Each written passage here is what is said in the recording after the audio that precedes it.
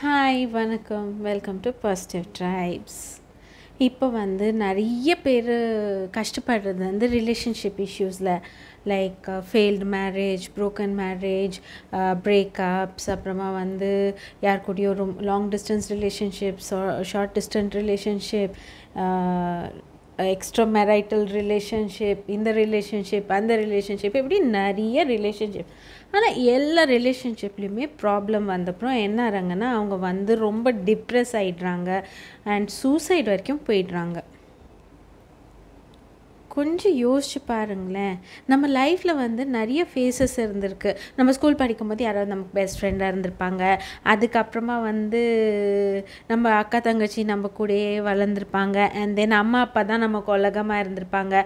அப்புறமா ஒரு ஸ்டேஜில் கல்யாணம் பண்ணிவிட்டு இந்த ஹஸ்பண்ட்க்கு ஒய்ஃபு, குழந்தைங்க, அவங்க ஃபேமிலி, இல்லை அதுக்கு இடைப்பட்ட காலத்தில் சில ஃப்ரெண்ட்ஸ் உலகமாக இருந்திருப்பாங்க. நம்ம ஒரு ஸ்டேஜும் ஆக்சுவலி சர்வை பண்ணி வந்திருக்கோம். கல்யாணம் பண்ணிட்டு போனப்புறம் நம்ம பேரண்ட்ஸை மிஸ் பண்ணுறோம் அப்படின்னு நம்ம ரொம்பலாம் ஃபீல் பண்ணி சூசைட் வரைக்கும்லாம் போகிறதில்ல. ஸோ இடையில யாருக்கோ ஒருத்தருக்காக நம்ம ஏன் அந்த மாதிரி பண்ணணும்? நம்ம தனியாக தானே வந்தோம். ஈவன் ட்வின்ஸ் கூட தனியாக தான் பிறக்குறாங்க, கரெக்டாக? ஸோ அந்த மாதிரி இருக்கும்போது உங்கள் கூட கடைசி வரைக்கும் வரப்போகிறது நீங்கள் மட்டும்தான். அப்படி டெம்ப்ரரியாக ஒரு பர்டிகுலர் ஃபேஸ்க்கு மட்டும் வரவங்களுக்காக உங்களை நீங்கள் ஹர்ட் பண்ணிக்கிறது நியாயமே இல்லை. லைக் ஒரு ஸ்டேஜில் ஒருத்தருக்கு ஒரு விஷயம் பிடிக்கும். லைக் சே ஃபார் எக்ஸாம்பிள் உங்களுக்கு மியூசிக்கில் ரொம்ப இன்ட்ரெஸ்ட் இருந்திருக்கலாம், இல்லைனா ஆக்டிங்கில் இன்ட்ரெஸ்ட் இருந்திருக்கலாம், இல்லைனா ட்ராயிங் பண்ணுறது இன்ட்ரெஸ்ட் இருந்திருக்கலாம், இல்லை ரீடிங்கில் இன்ட்ரெஸ்ட் இருந்திருக்கலாம்.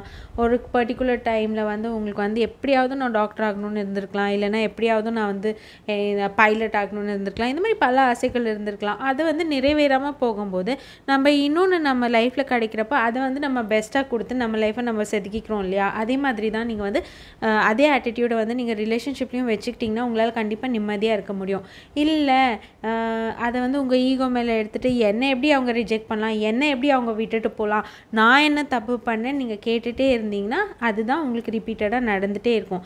அண்ட் ஏதாவது ஒரு காரணத்துக்காக நீங்கள் ஏதாவது ஒரு டாக்ஸிக் ரிலேஷன்ஷிப்பில் இருந்தீங்க, அதை ரியலைஸ் பண்ணாமல் மேலே இப்போ அவங்க வேண்டான்னு வைக்கிறீங்க, திருப்பி சாரி சொல்கிறாங்க, ஆக்செப்ட் பண்ணுறீங்க, திருப்பி ப்ராப்ளம் வருதுன்னா இந்த விட்டில் பூச்சி இருக்குமே, அந்த லைட்டில் போய் விழுந்தால் செத்து போயிடுவோன்னு தெரிஞ்சு அது போய் லைட்டில் விழும்போது அந்த பைத்தியக்காரத்தனத்துலேருந்து அது யார் காப்பாற்ற முடியும்? யாரும் முடியாது. ஸோ உங்களை நீங்கள் ப்ரையாரிட்டைஸ் பண்ணிக்கோங்க. உங்களுக்கு நிம்மதி தராது எதுவுமே உங்களுக்கு முக்கியம் இல்லை. தூக்கி போட்டு போயிட்டே இருங்க. உங்களை பற்றி மட்டுமே யோசிங்க. அது செல்ஃபிஷ்னஸ் கிடையாது, self love. And self love மட்டும்தான் உங்களை ஹாப்பியாக வைக்க முடியும், பீஸ்ஃபுல்லாக வைக்க முடியும். அதை விட லைஃப்பில் முக்கியமான விஷயம் வேறு எதுவுமே இல்லை. Happy Sunday. இன்னொரு பதிவில் சந்திக்கலாம். நன்றி, வணக்கம்.